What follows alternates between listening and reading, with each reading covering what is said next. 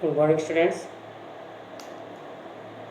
Today we are going to start a new topic of your HS second year syllabus, that is D and F block elements. Okay. So we all know that in the period table we have 4 blocks. On the extreme left, 2 groups of S block element, and on the extreme right we have 6 groups of P block element.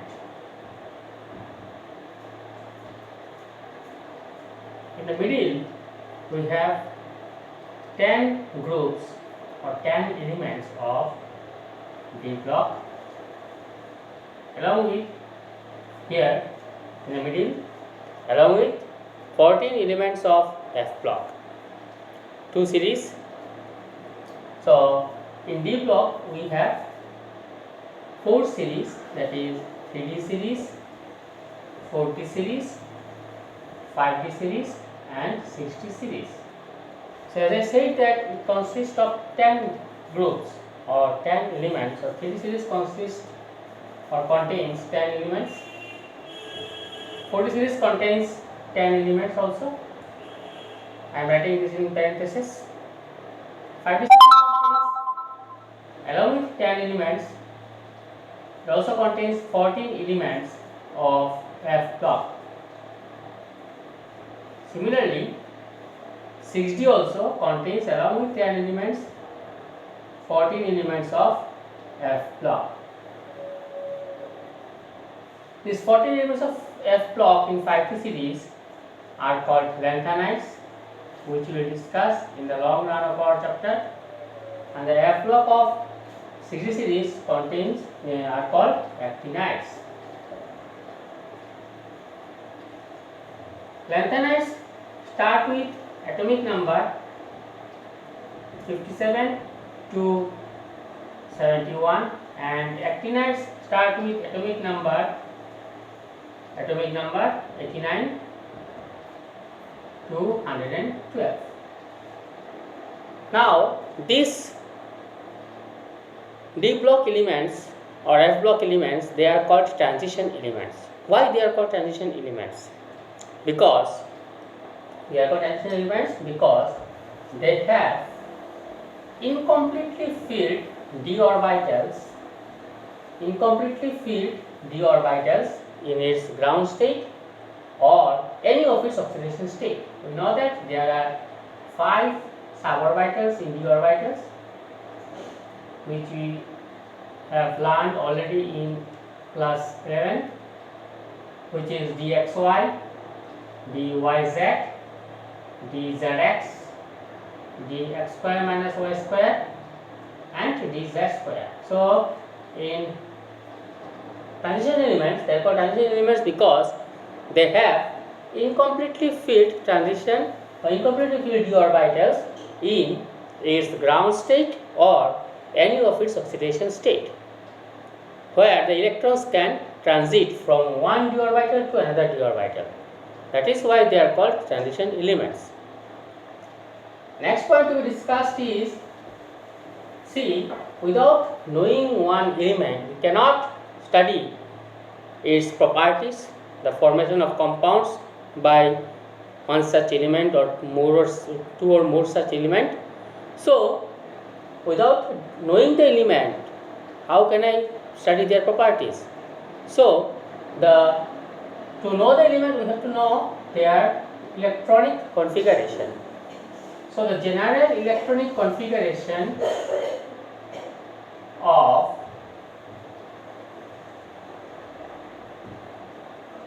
D block element is inert gas, then n-1 D 1 to 10 Ns 1 to 2. N minus inert gas n-1 D 1 to 10 Ns 1 to 2. If n is 4, then n-1 will be 3. If it is 4s2, then it will be 3D 1 2 3 4 5 6 7 8, something like that. Okay.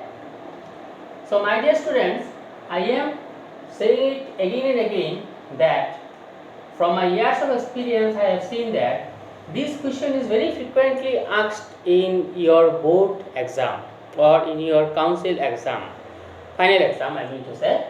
So what students do when they are being asked that to write an inert electric configuration, general electric configuration, they write inert gas n-1 du1 to 10 and ns they directly write 2.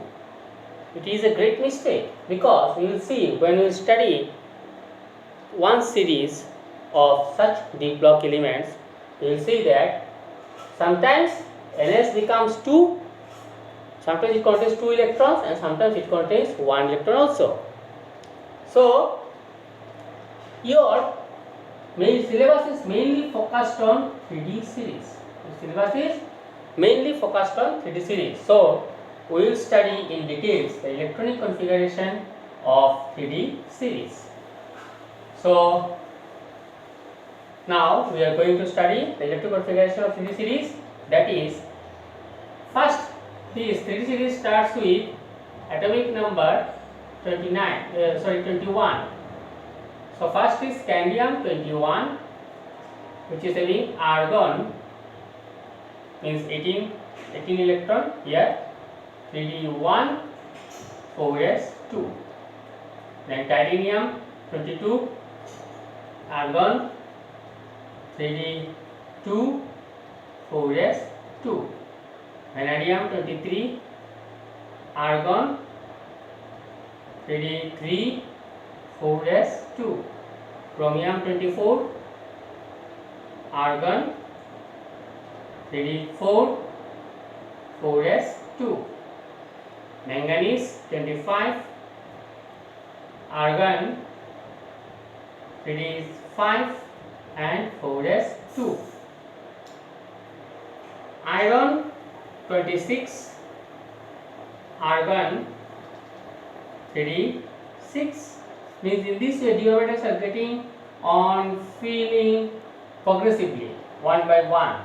So 3d6 and 4s2. But here lies one exception because chemistry is subject without mystery, it is invariant. So this chromium is having a little bit exceptional configuration. What is exceptional configuration? See, when we write for chromium 3d4 and 4s2, means we have 4 electrons in the d orbitals, 1, 2, 3, 5 and 4s, this is 4s orbital. So 3d4, 1, 2, 3, 4, and here we are having 2 electrons. So we have learned in our class 11 syllabus that D0 configuration, D5 configuration and D10 configuration gives the maximum stability to the element with minimum amount of energy. Empty, half filled and fully filled configuration gives the maximum amount of stability with minimum amount of energy. So what it do, it transfers 1 electron from 4s to 3d, thereby making it 4s1 and 3d5. So what we can write, we have to write 4 3d5 4s1. That is why I said when I have written general electric configuration to write ns1 to 2. See how here it is having ns 2 electron, here it is having 1 electron. So instead of writing 3d4 4s2, we have to write 3d5 4s1. Chromium is having configuration argon 3d5 4s1. So in this way we will go on. This is 26th element. Now we are going to add some more, that is cobalt with 27 atomic number, argon 3d7 4s2, nickel 28 atomic number, argon 3d8 4s2, copper 29, argon 3d9 4s2 and zinc argon 3d10 4s2. So here also lies one exceptional case. So here we are having 3d9 4s2, no? So 2 electron and it is 3d9 means 1, 2, 3, 4, 5, 6, 7, 8, 9. So to attain this D10 configuration, the stable configuration, what it do? It transfers one electron from here from 4s2 to 3d9 or 3d orbital, 4s2 3d orbital. So it transfers one electron from 4s2 to 3d orbital, thereby having configuration 4s1 and 3d9. So instead of writing 3d9 4s2 for copper, we have to write 3d10 and 4s1. This is also a very important question so far as NCERT point is concerned, or your final exam point is concerned, or entrance exam point is concerned. Next we are going to study the properties. So this is all about electron configuration. If you feel any doubt, you can ask me over WhatsApp or over my phone. So next we are going to study the properties. The first property which we are going to deal with is melting point and boiling point. So the first property is melting point and boiling point. It is seen that these d block elements, they have melting point and boiling point of d block elements or transition element is greater than S block elements, S block or P block elements or P block elements. Why? And that is the reason why they can form strong metallic bonds. Due to the formation of strong metallic bonds, they have high melting point and boiling point. Why they can form strong metallic bonds? Because they have unpaired d electrons. They have unpaired d electrons. So one element having unpaired electrons and another element having unpaired electrons, they will combine between themselves, and then form strong metallic bonds. The reason for which the melting point and boiling point becomes higher, a bit higher than S block and P block elements. Okay.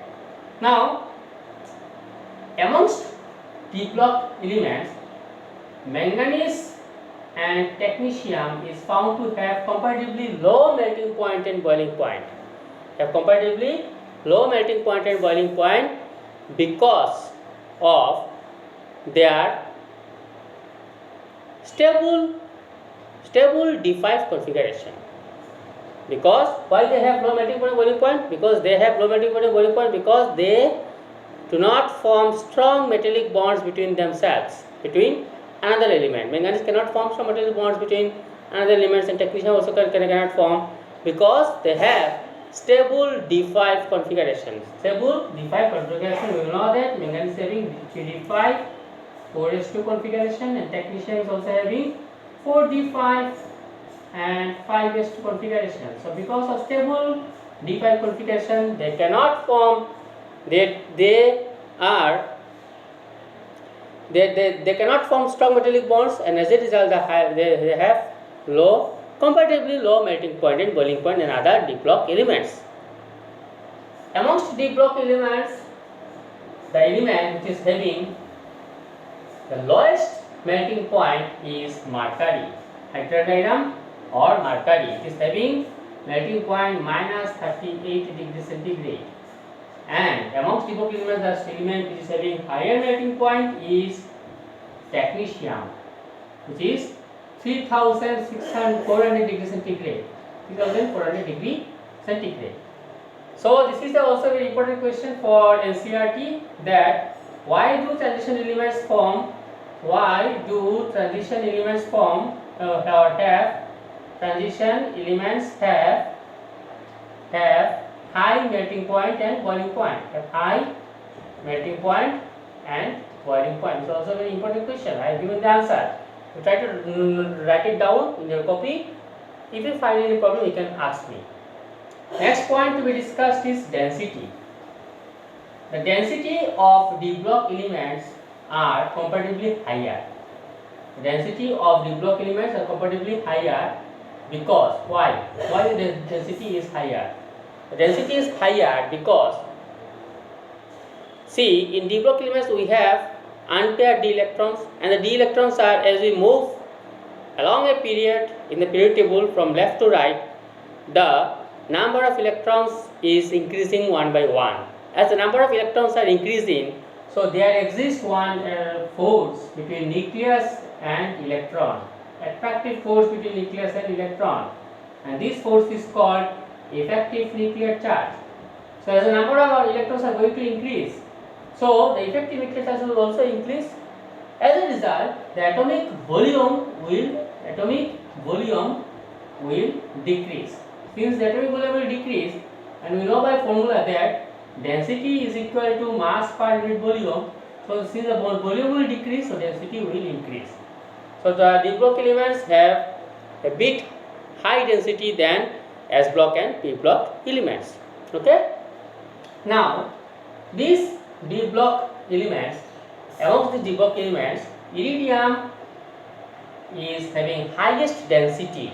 Iridium is having highest density than and which is also almost similar to osmium.